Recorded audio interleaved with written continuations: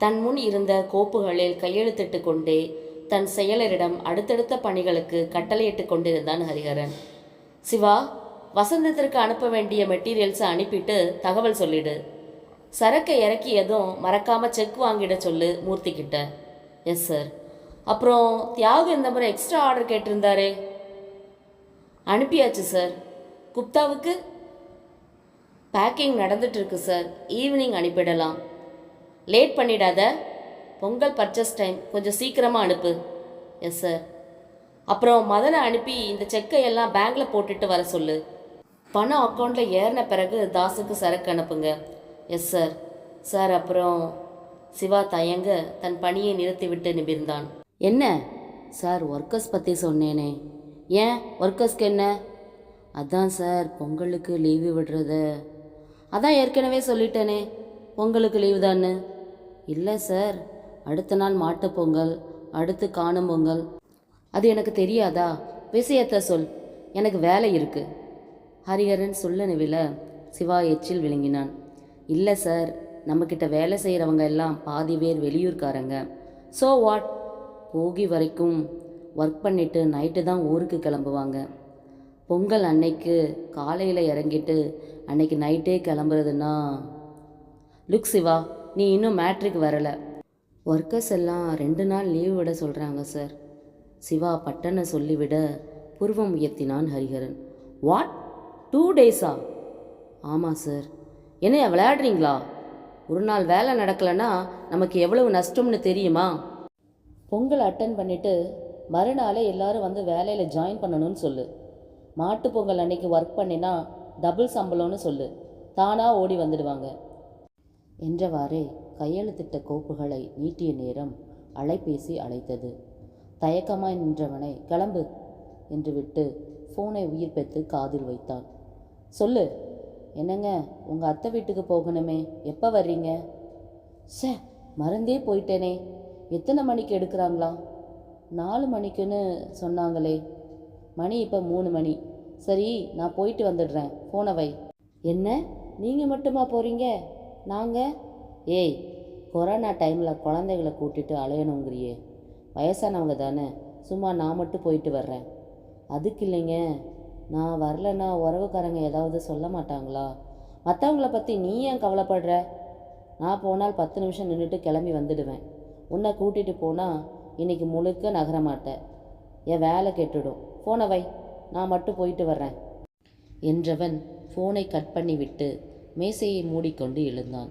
சிவாவிடம் மற்ற பொறுப்புகளை ஒப்படைத்துவிட்டு புறப்பட்டு காஞ்சிபுரத்தை அடைந்தபோது அத்தை மயானத்தை நோக்கி பயணித்திருந்தாள். தெரு முழுக்க உதிரி பூக்கள் சிதறி கிடக்க சாவு வீட்டில் கூடியிருந்த பெண்கள் கூட்டம் கலைந்து சென்று கொண்டிருந்தது. ஹரிஹரன் தன் காரை நிறுத்தியதும் பக்கத்து வீட்டு பெண் அரச்சினாள். யாரு? அரியா? ஏண்டாம்ப்பா, உனக்கு இப்போதான் நேரம் கிடச்சிதா? தூக்கி வளர்த்தவ முகத்தை பார்க்கணுன்னு தோணவே இல்லை? 4 காசு பணம் பார்த்ததும் சொந்த பந்தம் எல்லாம் மறந்துடுது. 2 மாசமாக படுக்கையில் கிடந்தாலே ஒரு 8 வந்து பார்த்திருந்தால் போனவ நிம்மதியாக போயிருப்பா. அந்த அம்பாள் சத்தமாகவே புலம்ப அவஸ்தையாய் நெளிந்தான். இல்லை, வர்ற வழியில் டிராஃபிக்கில் மாட்டிக்கிட்டேன், அதான். என்னவோ போ, வந்தது தான் வந்தேன். 10 நிமிஷம் முன்னால் வந்திருந்தா கடைசியாக அவள் முகத்தையாவது பார்த்துருக்கலாம். இப்போவும் ஒன்றும் கெட்டு போயிடலை. இப்படியே நேரே போனால் நான் போய் பார்த்துக்கிறேன் என்றவன் காரை திருப்பி சிதறி கிடந்த பூக்களை தொடர்ந்து செல்ல 5 நிமிட பயணத்தில் இடுகாடு தென்பட்டது. மேலதாளத்தோடு அத்தை இடுகாட்டை அடைந்திருக்க கூட்டம் கூடி ஏதோ சடங்கு சம்பிரதாயம் செய்து கொண்டிருந்தது. ஹரிஹரன் தயக்கமாய் காரை நிறுத்தினான். இறங்கி செல்லலாமா? இப்படியே திரும்பி விடலாமா? அத்தை தன் அப்பாவின் தமக்கை மட்டுமல்ல, வரிசையாய் 5 குழந்தைகளை பெற்ற அம்மா அவற்றை வளர்க்க திணறியதைக் கண்டு தன் பிள்ளைகளோடு பிள்ளையாய் என்னையும் வளர்த்தவள். அத்தையின் வீட்டில் வசதிக்கு குறையில்லை என்பதால் உணவிற்கோ ஆடைகளுக்கோ பஞ்சம் இருந்ததில்லை.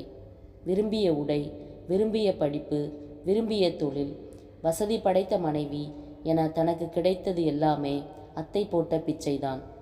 பணம் சேர சேர அதை தேடிக்கொண்டே ஓடினேனே தவிர உறவுகளை கண்டு கொள்ளவே இல்லையே. அத்தை படுக்கையில் விழுந்தபோதே அவளது மூத்த மகன் தகவல் தந்தான், அம்மா உன்னை தேடுகிறாள் என்று. அந்த சமயம் இன்னொரு கிளை அலுவலக திறப்பில் பிஸியாய் இருந்ததால் அப்படியே விட்டுவிட்டான். அதன் பிறகு கூட ஓரொரு முறை ஃபோன் வந்ததுதான். ஒரு முறை வந்து பார்த்திருக்கலாம். மனம் கணக்க மௌனமாய் இறங்கி காரை பூட்டிவிட்டு கூட்டத்தை நெருங்கினான். கூட்டம் சன்னமாய் சலசலத்து கொண்டிருக்க குழப்பமாய் மற்றவர்களை விலக்கிவிட்டு முன்னேற அத்தையின் மகன்கள் இருவரும் தாயிடம் குனிந்து ஏதோ செய்து கொண்டிருந்தனர். என்னாச்சு? பணத்தோட நகைகளை எல்லாம் கலட்டியாச்சு, அந்த மூக்குத்தியை மட்டும் கலட்ட முடியலை, அதான் பிள்ளைங்களை கலட்டி பார்க்குறாங்க. உறவுக்காரர் ஒருவர் சொல்ல வேகமாய் அத்தையை நெருங்கினான். மலர் மாலைகளுக்கு நடுவே தெரிந்த அத்தை சுத்தமாய் அடையாளம் தெரியாமல் மாறியிருந்தாள். கொழுகொழுவென்றிருந்த அத்தையின் உடம்பில் எலும்பும் தோலும் மட்டுமே மிஞ்சியிருந்தது. உயரமும் பருமனுமாய் காது நிறைய கல்கம்மலும் 4 வட சங்கியும், கைகளில் 6 காப்புகளும், மூக்கில் டாலடிக்கும் 8 பேசரியும், ஒற்றை மாணிக்கங்கள் பதித்த மூக்குத்திகளும், நெற்றி நிறைய குங்குமமாய் பார்த்து பழகியிருந்த அத்தையை இன்று இந்த கோலத்தில் கண்டதும் அவனையும் மீறி கண்கள் கசிந்தது. முடியல, யாரையாவது வீட்டுக்கு அனுப்பி கொரடு வாங்கிட்டு வர சொல்லு என்ற சுகுமாரனை பதட்டமாய் தடுத்தான் ஹரிஹரன். சுகு, என்ன பண்ற? வா ஹரி, அம்மா சாகு வர உன்னதான் தேடிச்சு, கடைசியா வாக்கரிசி போட வந்துட்ட. சுகு, அத்தை காலம் பூரா நகை நட்டோடு வாழ்ந்தவங்க, ஒரு மூக்குத்தி தானே, இதை மட்டுமாவது அத்தை கூடவே இருக்கட்டுமே. அது எப்படி? நகையோடு புதைச்சா எவனாவது தோண்டி எடுத்துடுவான்.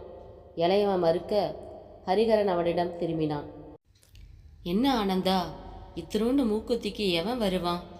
என்ன இத்திரூண்டா? இது மாணிக்கங்கள் பதிச்சது, அப்பா முறையாக வாங்கி கொடுத்தது, விலை மதிப்பில்லாதது. பேசரிய கூட ஈஸியாக கழட்டி விட்டோம். இந்த ஒத்தக்கல் மூக்குத்தி தான் இறுகி போச்சு போலிருக்கு, கொரடு வச்சு கலட்டிடலாம் என்றதும் ஹரிஹரனின் தொண்டை அடைத்தது. அதற்குள் பெரியவர் ஒருவர் குரல் கொடுத்தார். எப்பா, ஏற்கனவே படுக்கையில் கடந்து நொந்த உடம்பு, இந்த ஒத்த மூக்குத்திக்காக உடம்ப புண்ணாக்கணுமா? அதுக்காக அப்படியே புதைக்க முடியுமா பெரியப்பா? இதென்ன 5 ரூபாயா 10 ரூபாயா? இல்லப்பா, மகாராணியாட்ட வாழ்ந்தவ, செத்த பிறகும் இப்படி சங்கடப்படுத்தணுமா? பழைய மூக்குத்தி, இது என்ன ₹1,00,000 போக போகுது? ஆமாம் ஆனந்தா, நான் வேணா அதுக்கான பணத்தை தந்துடுறேன் என்ற ஹரிஹரனை நக்கலாய் பார்த்தான் ஆனந்தன். பெத்த பிள்ளையாய் வளர்த்த என் அம்மாவை ஒருகரை நேரில் வந்து பார்க்க துப்பில்லை, நீ எங்களுக்கு பணம் தரப்போறியா? புது பணக்காரையா, அந்த பவுசை காட்ட வந்திருக்கான் போல இருக்கு. அட நிறுத்துங்கய்யா, ஒத்த மூக்கத்திக்காக எவ்வளவு நேரம்தான் என்னை நிற்க வைப்பீங்க? எனக்கு 1000 வேலை இருக்குது, நகருங்கய்யா, நான் கலட்டி பார்க்குறேன் என்ற வெட்டியான் தன் முழு பலத்தையும் திரட்டி மூக்குத்தியை கலற்ற சில நிமிட போராட்டத்திற்கு பிறகு அத்தையின் மூக்குத்தி தனியாகவும் உடைந்த திருகாணி தனியாகவும் கலன்று வர உரியவரிடம் ஒப்படைத்துவிட்டு தன் பணியை தொடர்ந்தான். கனத்த மனதோடு அத்தையை மண்ணுக்குள் அனுப்பிவிட்டு சாலையை நோக்கி நடந்தான் ஹரிஹரன். பரம்பரை பணக்காரி அத்தை, அவளே உயிர் விட்ட பிறகு ஒரு பொட்டு தங்கமின்றி மண்ணுக்குள் சென்றிருக்கிறாள். எத்தனை பணம் சம்பாதித்து என்ன, கடைசியில் எதுவும் நம் கூட வரப்போவதில்லை. வாழும் வரை 4 பேருக்கு நம்மால் ஆன உதவிகளை செய்துவிட்டு சென்றால் நம் பேராவது 4 பேரால் பேசப்படும். அதை விடுத்து பணம் பணம் என்று தேடிக்கொண்டே இருந்தால் மன நிம்மதியையும் ஆரோக்கியமும் தான் பாழாகும். பணம் மட்டுமே வாழ்க்கையல்ல என்பதை அத்தை மரணமும் இந்த மயான சம்பவமும் உணர்த்தி இருந்தது. சாலையை அடைந்து காரை நெருங்குகையில் செல்போன் அழைத்தது. சிவா எடுத்து காதில் வைத்தான். சொல்லு சிவா. சார், தாஸ் வந்திருக்கிறார், மெட்டீரியல்ஸ் கேட்கிறார், 10 டேஸில் 2 பில்லையும் சேர்த்து பே பண்ணுறேன்னு சொல்கிறார். கொடுத்து அனுப்பு. உடனே சம்மதித்தவனிடம் நம்ப முடியாமல் கேட்டான் சிவா. சார், அப்போ லோடு அனுப்பவா? அனுப்பு. பணம் எங்கே போயிட போகுது? தாஸ் 7-8 வருஷமாக நம்மக்கிட்ட பர்ச்சேஸ் பண்ணுறார். இதுவரை பில் பே பண்ண லேட் பண்ணியதில்லை. இப்போ ஏதோ கஷ்டம், விடு, லோடை அனுப்பிவிடு. அப்புறம் சிவா, நம்ம ஸ்டாஃப்களுக்கு பொங்கலுக்கு 3 days லீவுன்னு சொல்லிடு. 1 month சேலரியை போனஸாக கொடுத்துடலாம். வவுச்சர் ரெடி பண்ண, நான் வந்துடுறேன் என்று ஃபோனை கட் பண்ணிவிட்டு காரில் ஏறிய போது மனம் சற்று லேசானது போல் தோன்றியது.